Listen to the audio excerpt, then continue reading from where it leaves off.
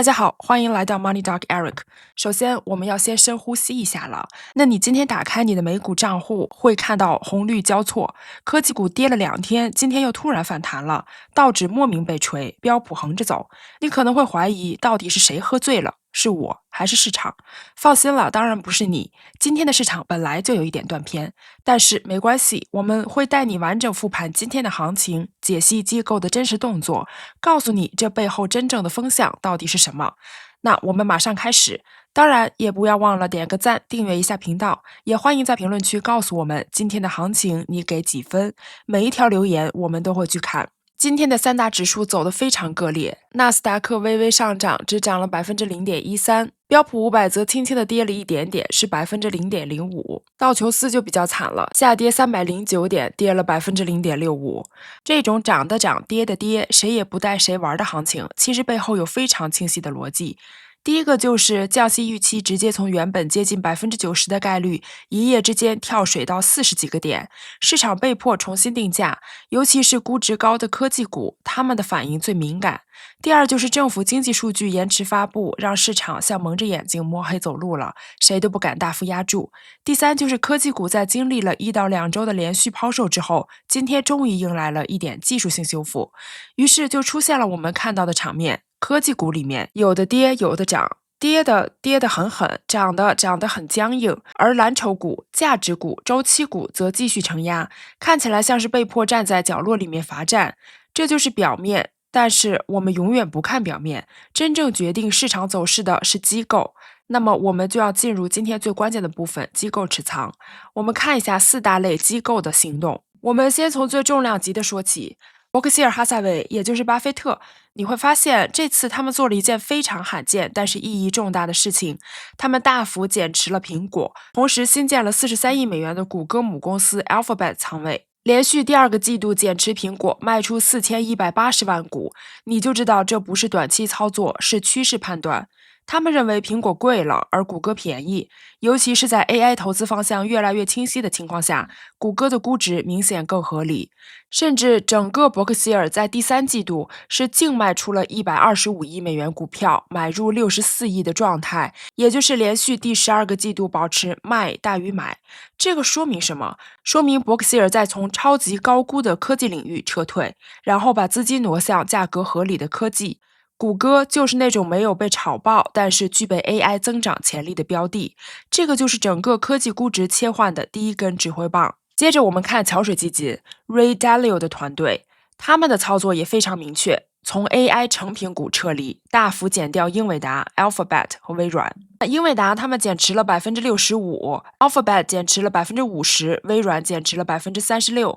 但是与此同时，他们对半导体设备厂疯狂加仓，比如说 Lam Research 泛林科技的仓位直接翻倍，还新建了应用材料 AMAT。桥水压注的逻辑非常清晰，别买用铲子挖金子的公司，要买卖铲子的公司，也就是别买英伟达，那太贵了，买给英伟达造机器的设备厂，那才是产业链里更安全、更便宜、风险更低的那一层。这意味着市场正在从 AI 成品股狂热转向产业链制造股，这个就是第2根指挥棒。然后我们再看 Bailey Gifford， 他们走的是科技应用股分化的路线。增持的是多邻国、Rocket Lab、Coinbase 这些有实际增长、有收入的公司，减持的则是 Cloudflare、Spotify 甚至英伟达，因为这些公司的估值在今年已经涨得太猛了。你会发现机构开始区分有实际增长的科技应用和只有估值的科技概念。那多邻国 Rocket Lab 呢，属于实打实收入增长快的应用层，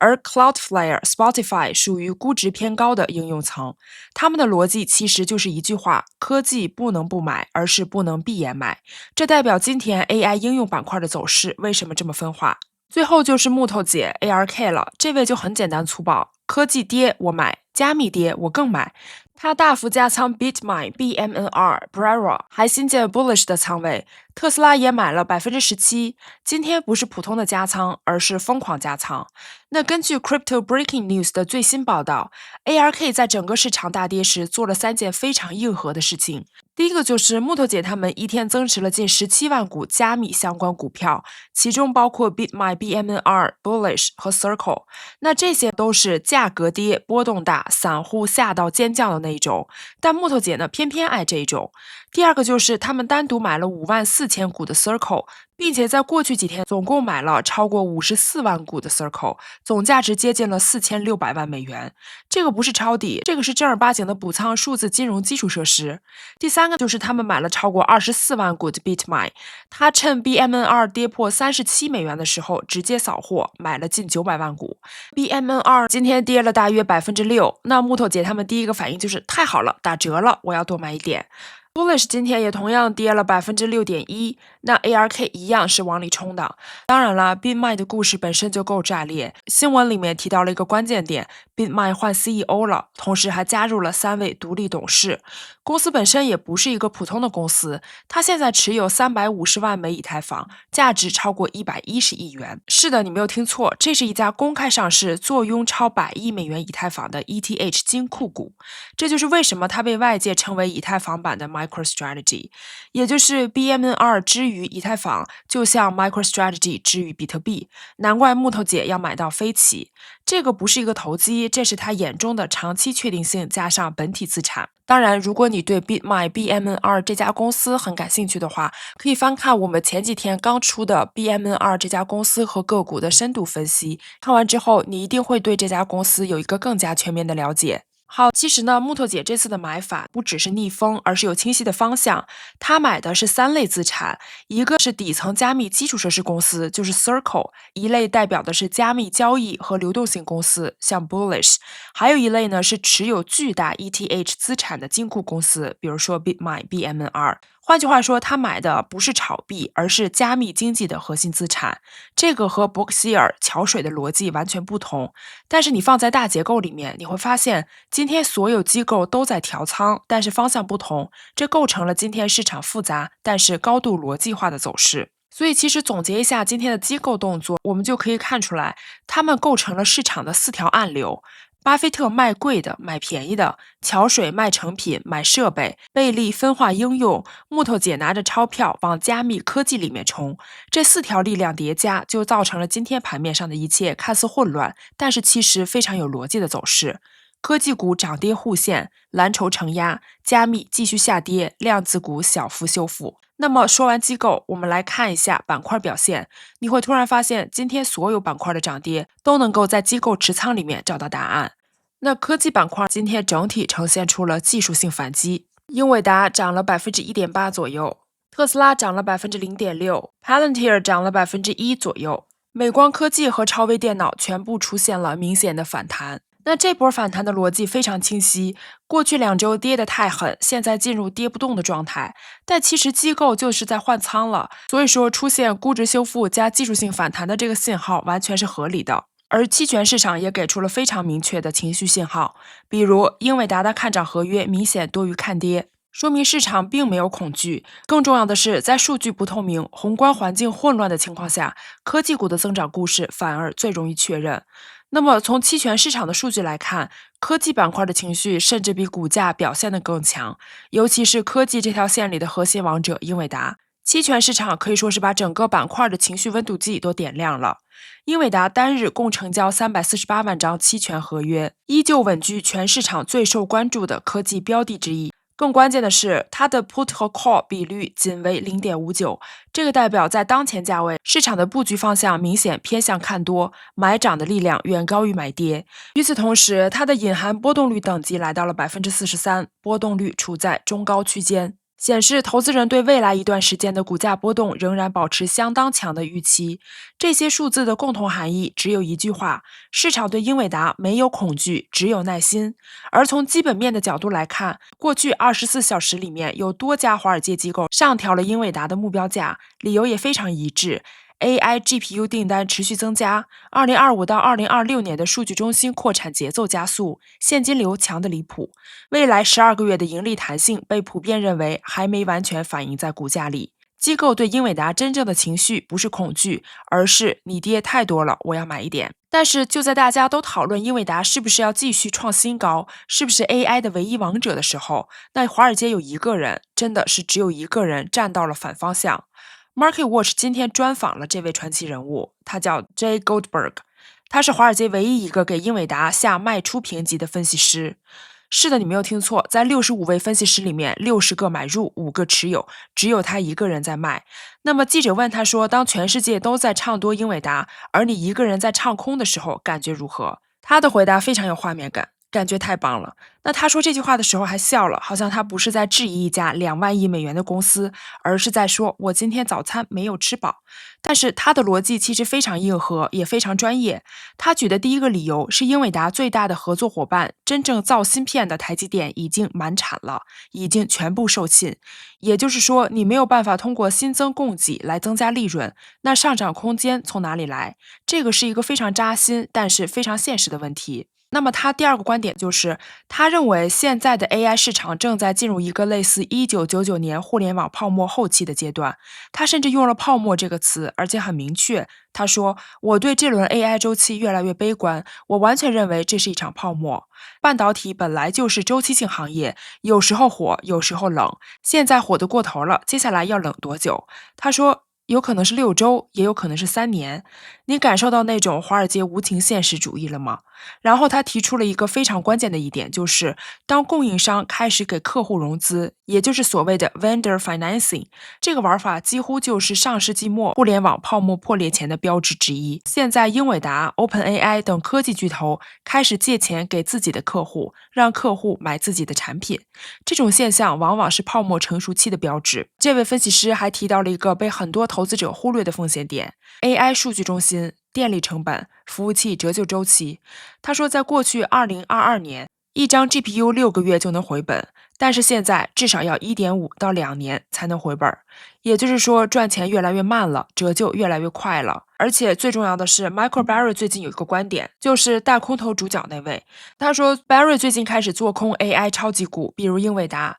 那么这位分析师觉得他看对了，而且更诡异的就是 Barry 上星期悄悄注销了他的基金，还留下了一句话：11月25日我要去做更重要的事情。这件事情听起来不祥，却也让人更想知道内幕是什么。在一个所有65个分析师里面只有一个人看空的股票里面，你不得不承认，这种极端一致性本身就是一种风险。所以当你看到英伟达今天在期权市场上反弹，情绪回暖，机构下单的时候，不要忘了华尔街还有这样一个孤独但是理性的声音存在，而正是这种反差构成了今天科技板块特别值得关注的关键部分。所以讲到这里，我们能看到一个非常有趣但是也值得深思的结构性信号：科技股的反弹并不均匀，那些估值高到逆天的公司几乎没有动，而那些被机构青睐、估值合理、产业链位置偏底层的公司反而率先动起来了。这就是伯克希尔和桥水给市场上的暗示：科技不是不能买，而是要换一种科技来买。然后我们来看一下加密板块，这个板块今天是最惨的一群了。比特币今天跌破了95000，到达了今年的最低区间。Bitmain BMN2 呢，今天跌了大约为 5.9%，Iron 跌了 4.7%，MicroStrategy 跌了 4.1%，ASST 今天跌了 6.1% 左右。为什么全趴？第一个是因为降息预期下降，加密是全球最敏感的资产之一，只要利率预期往上走，它就会被爆锤。第二个就是资金从高贝塔资产流出，全球权益型基金的资金面本周明显转弱。那数据显示呢，权益基金单周仅录得11.5亿美元的净流入，创下近4周以来的最低水平。这个说明在近期宏观不确定性升温的背景下面，资金开始更谨慎地评估风险敞口，整体偏好从高贝塔的股票资产略微转向更稳健的配置。第三点就是比特币的价格跌幅并不是最恐怖的，恐怖的是加密股票的跌幅。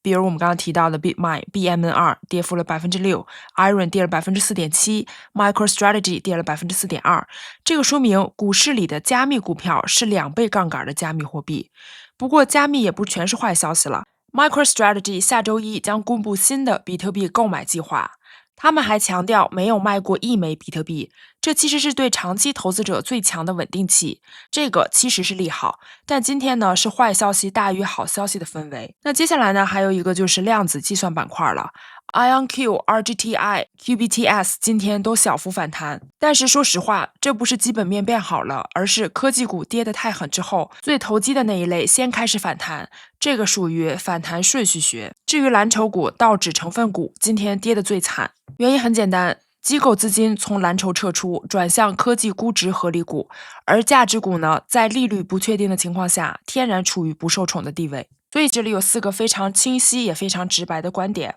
第一，就是科技股不是崩盘，而是在换座位，贵的科技让位给便宜的科技，估值从高向低前移，这是牛市中期常见的现象。第二，就是加密正在经历一场必要但是痛苦的清洗，短期会继续波动，但长期机构依旧坚定。第三，是整体市场现在都在等待一个唯一变量，那就是美联储。利率路径不清晰，所有资产都在等待指令，一旦方向明确，市场会立即同步。第四，是现在这个阶段最适合的不是梭哈，也不是躺平，而是调仓、观察、慢慢布局，这种节奏最安全也最有效。好了，讲到这里，我们把今天的整个市场拼图重新拼一次，你就会发现今天的市场看上去乱得一塌糊涂，但是其实每一步都有迹可循。科技股看似分化，背后其实是机构在换座位，贵的让位给便宜的，情绪溢价回到现金流逻辑。加密板块看似崩掉，背后其实是资金从高贝塔资产撤退，不是讨厌加密了，而是利率预期变了，市场得重新排队。蓝筹和价值股看似被无情抛弃，背后其实是在利率不明朗的情况下，他们成为天然受害者。大家更愿意把筹码留给增长确定性更高的科技底层。而最关键的风向来自机构，伯克希尔、桥水、贝利、ARK 4种完全不同的策略，结果却指向同一个答案。这个不是崩盘，这是市场的大规模调仓期。这个不是资金逃跑，是资金在重新挑选主角。那么，如果你喜欢今天的内容，记得点赞订阅，也欢迎在评论区分享一下你今天有没有出手，如果出手买了什么，又卖了什么。我们一起看看大家今天的操作方向有没有形成共识，留言我们都会看，而你们的观点也可能会成为下一期复盘的灵感。这里是 Money Dog Eric， 我们下期节目再见。